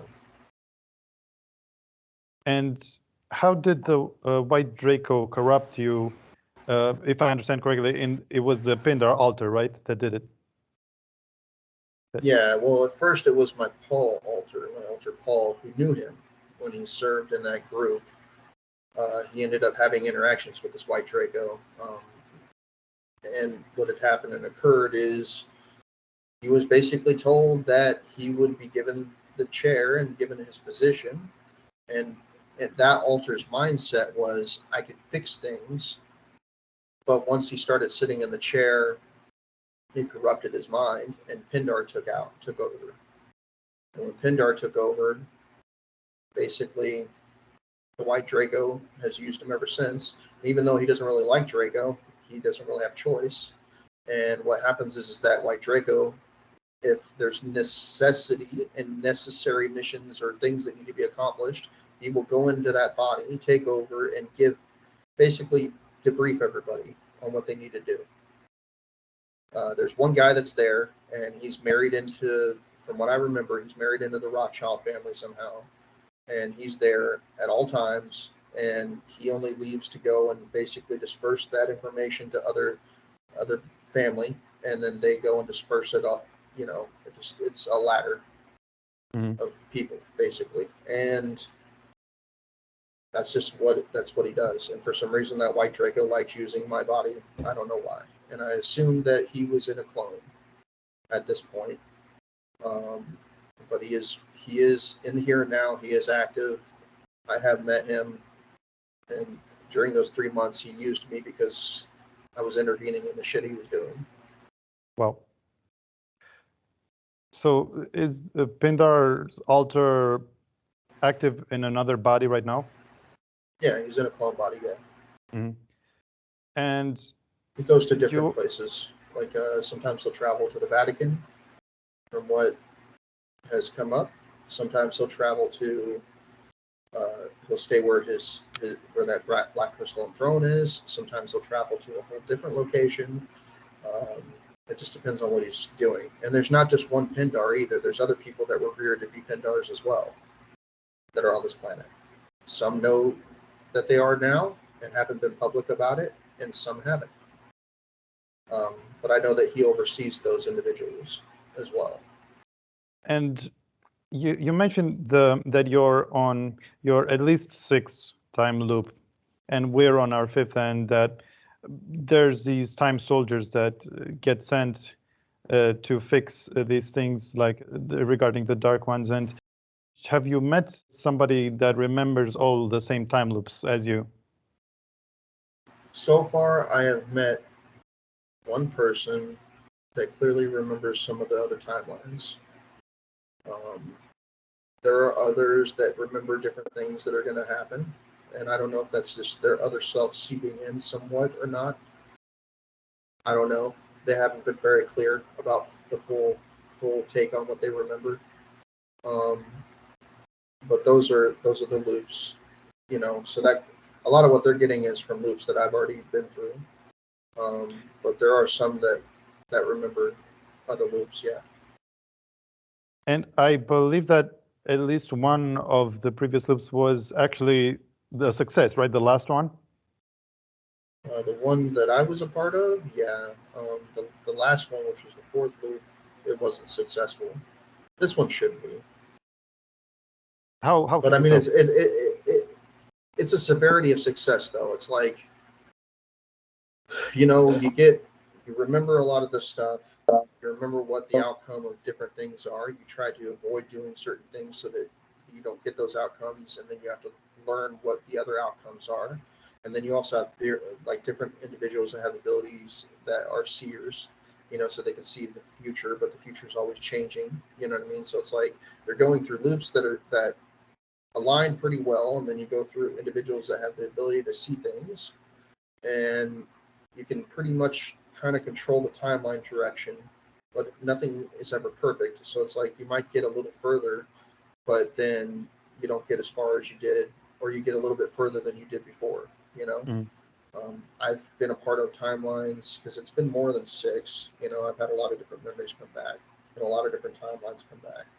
And from what I can remember is there's one, like Penny's talked about, where the Draco show up and they basically hit our planet. You know, like that's a real thing. Because they do what to our planet? They destroy it, basically decimate it. It's like more or less they just basically bring us to heel. I remember being a part of that timeline. I remember basically becoming a slave guard in her area where she has this throne on the planet where they live. The queen that oversees the Draco. You know, I remember exactly what she looks like, and basically we surrendered. But when they came in with so many ships that you couldn't even fight back, and it was voted on by the populace. That's how that went down. It was voted on by the mass of the populace of the planet that they did not want to sell or give away any more humans for any tax to anybody because that was evil. And the majority of the planet did not agree with it. And they felt like the Draco Empire was evil and that we should defend ourselves against them and fight them. And it didn't work out the way that they planned. And what does the queen look like? She is a humongous. She's kind of like how they depict a white Draco, but way bigger, a lot fatter from what I remember. And you know, she has white scales. Like she has beautiful scales. It's kind of intense. You know, it's like you could see like a fluctuation of a rainbow from what I remember. Iridescent. So there's iridescent to it. Yeah, and it just glides over her, and like she basically walks like waddles. You know, she has a long ass tail and wings, and I don't know if she could fly with the wings. I mean, I think she's a little too big for that, but she treats us like she sees humans like you would see an ant. You know, if an ant walked up and started talking to you, you'd be like, "What's this?" Yeah, she's used to being venerated by everyone. You know, and I mean, she's a royal and she's really powerful. But there's like four total empires that are in charge of a bunch of different areas in this galaxy. So, but at the same time, there is, you mentioned one timeline where you managed to bit by bit outthink or outfox the Draco black ships, right? You actually thwarted them at one point. yeah, it's because in one timeline, I remembered being killed by them. We made it to this area where we found like they showed up basically and helped Nacht Waffen, and they decimated the ICC and basically brought everybody to heel under Nacht Waffen, and we were basically brought into Nacht Waffen rule.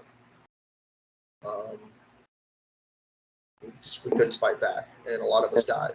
And I remembered that they showed up, so we triangulated where they popped out of the fourth dimension into the third dimension, and we showed up there before them. and they had some ships that were cloaked, and most of their ships weren't. Okay, and I just remembered how it went, how they showed up, and then we fought there, and somehow we survived. You know, and I remember how we survived. I remember exactly what we did, and I remember that we almost didn't survive because they sent these Draco assassins aboard our ship, and they showed up and they started killing a bunch of our people on the crew to get to basically to get to where I was to kill me, so they could basically put an end to whatever was going on, right, without too much bloodshed. But I remembered that in a different timeline, and we ended up catching those assassins, and I ended up having them basically chop their heads off, and I took it to the deck of the ship, which enraged the Draco that's overseeing the armada that's coming. And when that happened, what I had done before that was there's an individual that's on that ship that can basically manipulate weaponry to explode, and I used her ability to manipulate the weaponry, and I knew about basically the ships that were cloaked. So I used, there's this one guy that's on the ship, and he has a kid, but that guy that was on the ship, when I first take over that ship, he gets caught raping some woman that's on the ship, and I ended up killing him. So I couldn't use his ability. But he had a son that was on the ship, so I brought the little kid on the deck of the ship, and what he could do is he could sense ships that were cloaked and see everything. So I used his ability to sense it, and basically was able to transfer what he could see into the woman's mind that could manipulate the weaponry. And I've met that woman, and she's like in her 20s. You know, she's not public though. But basically, she was able to do that. So she was able to manipulate the weapons for the cloaked ships. And then what I did is I basically used the rage against themselves, and I showed them the severed heads of the assassins that they sent, and basically disrespected them to get him to fire his weapons at us. And when he did, it blew up a lot of their weaponry on their ships. And, you know, it was like, on top of that, we took bombs and used the same ability to transport those bombs on board the deck of their ships and explode them, and then move in with smaller ships and basically kill anybody that was trying to leave, that was trying to escape the destruction. And is it safe to assume that that was also the timeline where the Brotherhood of Light prevails? How do I explain this? Like, after the situation that happens, they normally leave, and I don't ever see them again. I just get left in a situation where I can start doing things with what little bit of ships I have. Normally what I do is I jump to areas where Nacht Waffen or the ICC are fighting each other because they don't work together. And I would go there and try to salvage their ships that were left behind and grab them before they could come back, and then basically try to refit what we could and man them. And then eventually got to a point where they realized what I was doing. So they tried to attack us, and then we would attack them and outnumber them, and then take their ship and their crew, and basically if they didn't submit to what we were doing, we would kill them. And from that point, we just kept doing that, trying to create less damage on whatever ships we were going after. And that was that stuff had occurred, and then the Draco ships were going to show up, so we went there with a pretty good chunk of armada of different ships from Nacht Waffen, ICC, but none of it's not some. It's not like what these people are trying to talk about of this alliance. It's not a freaking alliance. It's, you either submit to what's going on or you die. And normally we try to liberate planets that have other beings that are enslaved, and then we try to work with them to get them to give us manpower. And then whatever beings there are, we try to train them in whatever they can do. And it's a multi-species, military, in a sense. Ragtag military, I guess. So do none of the factions survive in this scenario? Not even Solar Warden? I remember that, Solar Warden, from my memories, is the first one we wipe out. Wow. As soon as we have a chance, because they don't have as much strength ICC was basically getting hit from both Nacht Waffen and us. And then we took out Nacht Waffen, which it wasn't easy. And it was like we'd have to go to their colonies and tell them, hey, you either stop working with Nacht Waffen or we'll kill all of you. And a lot of the times they would be like, we're not going to submit to you. You know, they support their space military, and we basically kill them all. Damn. We destroy their area so that they couldn't breathe. Their atmosphere would be gone, and we just decimate them. And eventually, after a few of those incidents happened, a lot of the rest started saying, "Look, we're done. We'll give up our military. We'll surrender." And when that happened, within the solar system, we had some of them. We had this council that was on Earth, and one of them was elected to be on the council to represent their people. The one that originally did that, he basically tried to betray us, and I learned that. And then in the next timeline, I ended up just shooting him in the head and telling him to pick a different person. So you can call this somewhat of a positive timeline, right? Well, I would say so. I mean, it's not. I would say it's not going to be the best of the best, but it's better. It's better than a bunch of people kidnapping your children. Torturing. You know. Yeah. But I understand that this is one of a number of timelines that you are meant to salvage, because once you manage to integrate fully in a past one, you got this ability to shift between them, right? And so you're not just going to stop at this one. That's why it doesn't go so far into the future, because you have to move on, right? Yeah, I mean, normally I get to a point where I think is good enough, you know, and I just stop and I fulfill my bargain. And then once that's done, I move on to the next different timeline that's separate from this. I'm not sure how many I've been a part of, to be honest, at this point, but I'm pretty sure that if I had the knowledge of all of that, I'd probably lose my freaking mind. But there's situations where I'll just be sitting down and I'll be like, something on the TV will pop up and I'll be like, I remember that. And I remember this comes out next, and this happens next, and this happens next. And I meet this person and I talk to this person. And if I don't do that, you know, and it happens in real time. It's kind of creepy. Do you remember the two of us? Yeah. I Wow. told you before, I remember in one timeline when I originally, from one of the original timelines I was a part of, you know, I wanted to be accepted. And I lied. This is why I don't lie, because there's no point. And I remember lying about artwork. It was stupid. It was some stupid shit. It was like, you know, the artwork that I put together with that. I lied about it, and I lied to you about it. And you searched it online and were like, this looks like this. This looks like this, you know. And I was like, oh, you know, so that's why I don't do that shit. You know what I mean? And it's like, that's why at this point, I don't really care if I'm accepted or not. I just come out and tell people what it is. And if they don't like it, they don't like it. If they do, they do. It's just up to them, you know. What about, do you also remember music that is supposed to be new, but you already have memory, and movies? Mainly movies. I don't really pay attention to music at that level, you know. Other people do. Like Penny's talked about that, you know.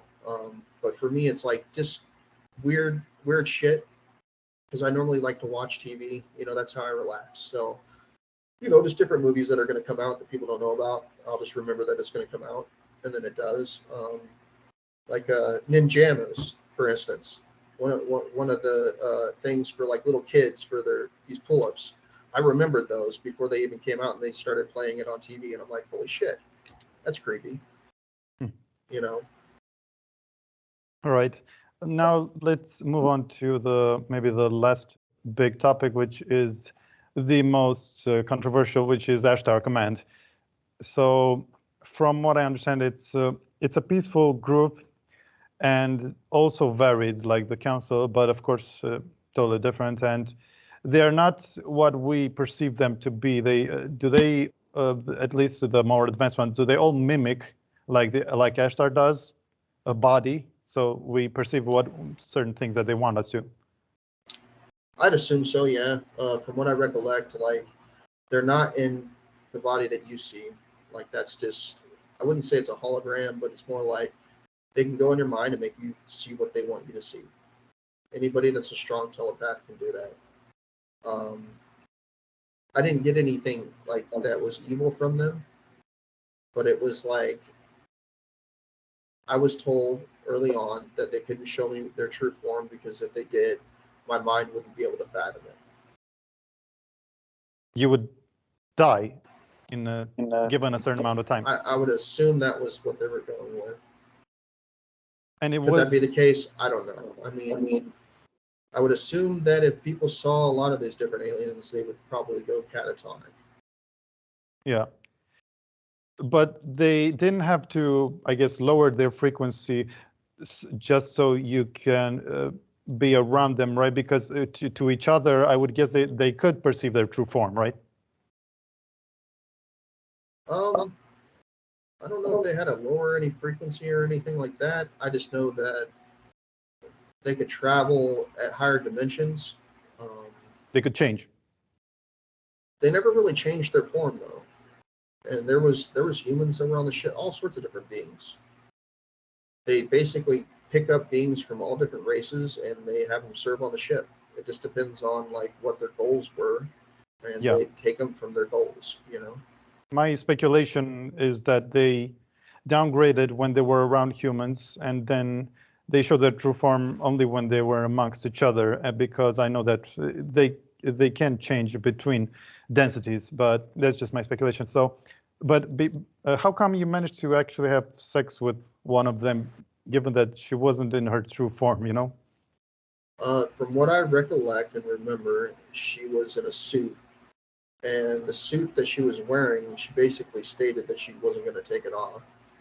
So it was like the way that occurred is a piece of the suit opened up, and that's just how that worked. I'm not going to go into detail on that. You did already anyway. I'm going to link to your previous interviews. And you mentioned that the Council of Five didn't know Ashtar by name, and that it's a title, it's not an individual. And do you have any idea who he really is? No, I don't. Right. That would be interesting too, though. But again, I don't know if it was the Council of Five or not. Oh, yeah, sure. So I'm not 100% on that either. I just know that it was some council. And they apparently are very strict about karma and have this religion that is based on a black and white god. Do you know anything else about that? I've heard that. It kind of makes sense in a way about that god, just from what I recollect. But yeah, their whole thing is based off of karma, and that's just what they follow. They follow the law of karma. And this spans multiple lifetimes. Yeah, I mean, they were really old from what I remember. Like, I think one of them was like 1,000 years old. I think she was at like the end of her life or something like that when she was on the ship, from what I remember. And the humans were mostly in the cargo bay. I guess that was most suited for them. The majority of the humans were in the cargo bay. There were other humans that were around at different areas on the ship, but the vast majority were the cargo bay, yeah. And you mentioned that you were still Christian at the beginning. Was your initial mind level just age 14? Yeah, I mean, well, basically I had aged on the ship like a normal person would. But didn't you say that you had big muscles too? Yeah, I served with them for quite some time at that point, yeah. All right, so you accumulated those naturally. I mean, they shot me up with nanotech when I first showed up on the ship. I would assume that nanotech probably aided in that. For metabolism, and I mean, the food that we ate, I'm pretty sure that it wasn't just steak and cake, you know what I mean? I'm pretty sure that they had different things in it. But they would have also had to age reverse you, right? I mean, keep you the same age?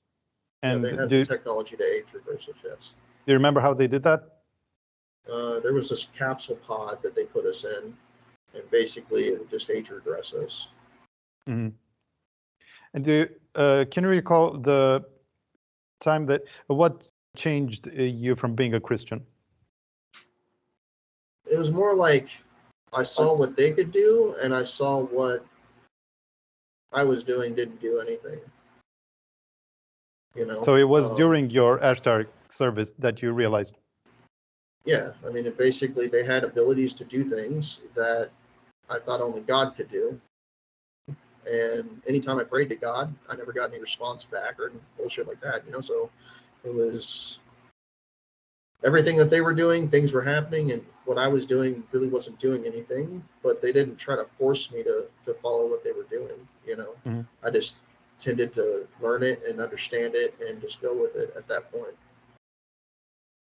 And regarding that time that that person you had sex with mentioned that you were a young soul, was she referring to just this fractal that you represent now? Because at the same time, the council claimed that you had 6 million past lives, so you can't be that new. I would assume that her soul is probably way older than mine. Wow. Older than 6 million past lives. Yeah, I would assume that the souls that inhabited the bodies that or what looked like the bodies that they were presenting were way older than ours. Wow. And could you go briefly over what the real REL of planets showed when they showed the percentages of darkness and light over any planet? From what I remember, I can't remember like the planet names. I just remember them. There was a screen with the woman that was there, like kind of like a newscaster, except for she wasn't talking about like, oh, this is what the weather is, or you know, there's this catastrophe. It was basically all playing. This planet, such and such, has fallen to the dark ones again. This planet has has been taken over by the light. Where this planet is starting to become more aligned with what we want, stuff like that, basically. Right. But it was just different planets, and I never heard my planet on the reel, and I never got to see TV from our planet that wasn't from like black and white movies. Mm-hmm. Yeah, so as not to influence you, but was the showing of the percentages of darkness and light only meant to satisfy your curiosity, or was it that they actually used it to intervene in such scenarios? I ask because from what you said, they only really stepped in planets that were really in dire situations that needed help, like boxes of food and such. To my recollection, the group that I was serving with was more like how you would perceive a medic, you know, coming on the battlefield to keep people alive. Whereas there was a military branch that would go and kill the enemy, you know, but we weren't a part of that in a sense. So it was like there was a forceful group. They worked along with them, but took their resources to just go and do a more pacifist alteration. But it didn't always happen in the right way, you know. So, like I said, they left food and they were like, okay, this group's going to survive, but somebody that was evil could take over, you know, and use what they gave to manipulate the planet, in a sense, you know. So they were not at all involved in liberations? No. I remember that they allowed me to do stuff, but they never got involved more than to give me like armor and weaponry for the defense of my survival, but that was it. And whatever I did on the planet that I was on, because I only did it on one planet that I can remember at this point, it was like I was there with just whatever group was there trying to survive or trying to overthrow whatever tyrant they had. And would you recommend that other, say, angelic or archangel or seraphim souls they also call out to Ashtar because that's apparently how you got their attention, is by, you know, calling out and wanting to, expressing the intent to save the planet, right? Yeah, that's how I did it. The issue is moving forward is that we have CIA that will contact them and act like they're Ashtar Command using V2K tech, or just different groups. So you would, if you want to do stuff like that, the best way to do it is to wear an EMF cap. If you're going to contact any beings, for that matter, just to at least alleviate V2K. But you also have to take in consideration, if you put your mind out there and you're just trying to talk to whoever, you have no idea who you're inviting in. Like, from my perspective now to then, I was very stupid for doing what I did. And I got picked up by a lot of different groups because of my stupidity. At the same time, you could say that this was just part of their time wars too, and they had the technology to sense what was about to happen, and without them, you couldn't have done the successful timelines, right? So they played a major role. For sure. Yeah. And how much of the universe is undergoing these rescue missions by the Ashtar Command?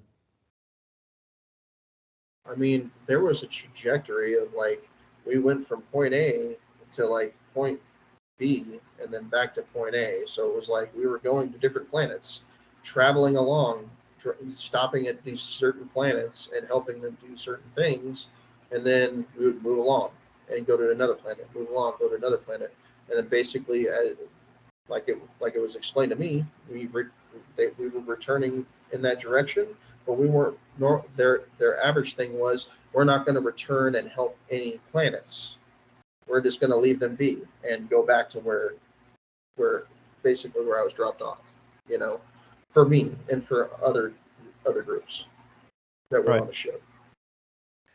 And you also said that you visited other galaxies, right? And we straight up went out of this galaxy into a whole different galaxy, and we were helping planets in a totally different galaxy from ours. And go over a little bit of the differences in, say, the air, the gravity, just the nature. Is it adaptation that you need? To my knowledge, no. It's the same. It's just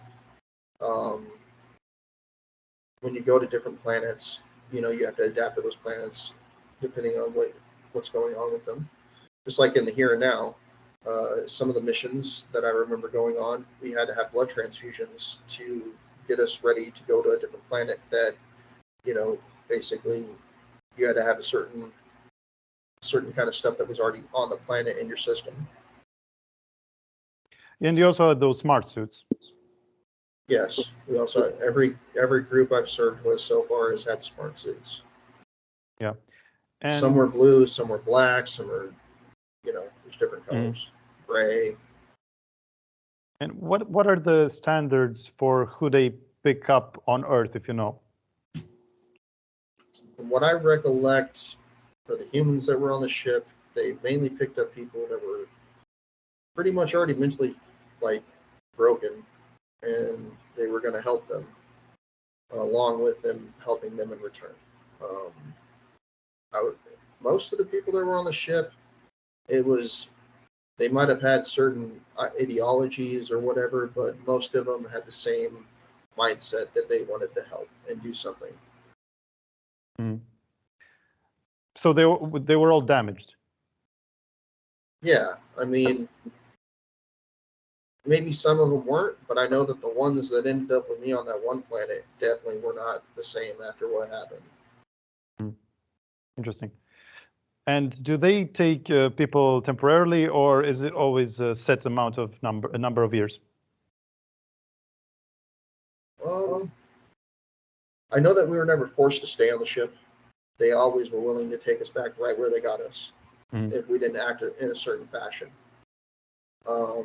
They'd be lax. They would be lax a little because things are new to you, seeing other beings and stuff that's new. But if you carried on and were more bigoted towards other species, they would be they just take you back where they got you and just leave you.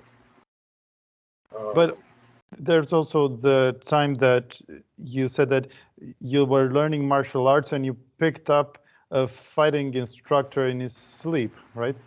Yeah, it was. We went back in time because I wanted to learn how to fight as a samurai. Because I talked to this one individual that was one of the soldier. He was like a soldier or guard on the ship, and he wasn't even a human. He was an alien, and I was bored as shit because I basically was like a guard who guarded the cargo bay and watched all the humans and what they did, which was just something that I wanted to do. It's And kind that's of why pointless, he right? let me do it. Yeah, it was pretty much pointless, but it got really boring. And he had mentioned, "Hey, have you tried the training room?" And I was like, "What the hell's the training room?" Because most of my abilities came from other memories.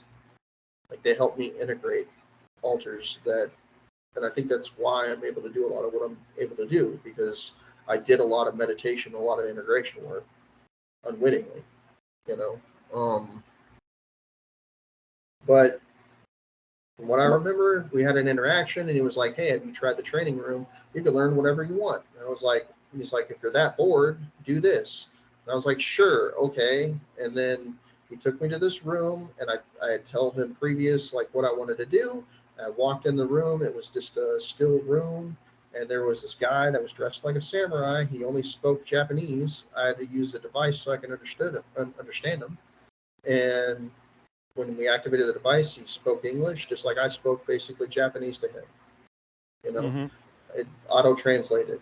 And he at first did not want to do it, but I basically lied to him and told him that if he didn't help me, I'd have to conscript him because I needed his abilities. But he got And returned. yeah, he basically got returned, and we returned him pretty much every night. Like we picked him up at night, put him back in his bed, picked So him for up, all we put him back in know, his bed. And then eventually what had happened was is when as he was training me on how to use the sword, and he basically taught me different techniques and stuff, and I remember them.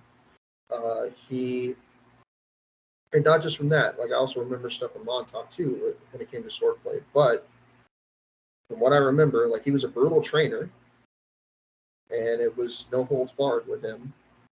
Um, and I remember at some point he got interested and was like, "What do you really do? I want to come with you and see what you do." And we went on some mission where we fought this Draco, and I took a sword with me, and he took his sword. And uh, I remember we went and we fought this Draco, and I hit the Draco with a sword, and the sword broke on his armor. And when that happened, the person who trained me was like, "Holy shit," and totally turned around and ran. The samurai literally basically shit himself and ran, and I was like, "Wait," and like I ended up running with him, and there was another one or two other individuals that were with me, and we all ran. And then I was like, "I thought you were never supposed to run away from a battle." And it was like, he basically came up with some excuse and was like, when you're outnumbered and you run, basically the common sense is when you're outnumbered and you run, you live to fight another day. He just said it in a different way, you know. And eventually, like, we ended up fighting other beings. That's just what I remember after that. But I remember he had a wife and kids, and that's one of the reasons why he trained me, because he didn't want to be conscripted into something he didn't even know and never see his wife and kids again. but also aren't Draco twice our height? So Yes. you're gonna need more than a sword, right? Yeah, that sword didn't do anything. And also the translation device that you mentioned, that was also telepathic and audio. That also proves that if you're using chip implant, thinking that you're communicating with Ashtar, that is just disinformation, right? I would say if you're taking chip implants and you think you're communicating with Commander Ashtar, you're not. Commander Ashtar doesn't need chip implants. He can straight communicate to you with telepathy. But also, you have to understand, just because you're talking to a being that's giving you loving feelings does not mean you're talking to a good being.